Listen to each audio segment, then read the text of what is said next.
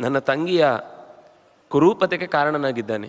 ಇದಂತೂ ಸಹಿಸಲಿಕ್ಕಾಗದೇ ಇರುವಂತು. ನನ್ನ ಮೂಗು ಕಿವಿಯನ್ನು ಕತ್ತರಿಸಿ ಒಬ್ಬಳು ಹೆಣ್ಮಗಳು ಅಂತಲೂ ನೋಡದೆ ಅವಳಿಗೆ ರೂಪ ಅನ್ನೋದ್ರಿಂದಲೇ ತನ್ನ ಬದುಕು ನಡೆಯುವುದಕ್ಕೆ ಸಾಧ್ಯ ಆಗುವುದು.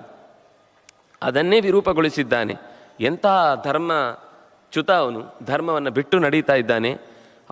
ಅವನದ್ದೊಂದು ಹೆಂಡತಿ ಇದ್ದಾಳಂತೆ, ಅವಳು ಕೂಡ ಈ ಎಲ್ಲ ಕಾರ್ಯಗಳಿಗೆ ಪ್ರಚೋದನೆ ನೀಡುವವಳು.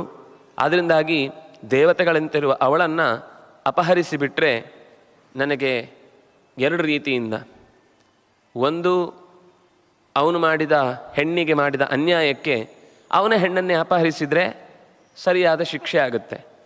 ಎರಡನೇದು, ಅವನಿಗೆ ತನ್ನ ಹೆಂಡತಿ ಇಲ್ಲದೇ ಇರುವುದರಿಂದ ತಾನೇ ಪ್ರಾಣವನ್ನು ಬಿಟ್ಟುಬಿಟ್ರೆ ಋಷಿಮುನಿಗಳಿಗೆ ಆಗ ಆಸರೆ ಅಂತ ಇಲ್ಲಿ ತನಕ ಯಾರನ್ನು ನಂಬಿಕೊಂಡಿದ್ರೋ ಅವನಿಲ್ಲ ಅಂತಾಗ್ತಾನೆ. ಒಂದು ಕಲ್ಲಿಗೆ ಎರಡು ಹಣ್ಣುಗಳನ್ನು ಹೊಡೆಯುವ ಈ ಯೋಚನೆಯಿಂದ ನನಗೆ ಸೀತೆಯನ್ನು ಅಪಹರಿಸಬೇಕು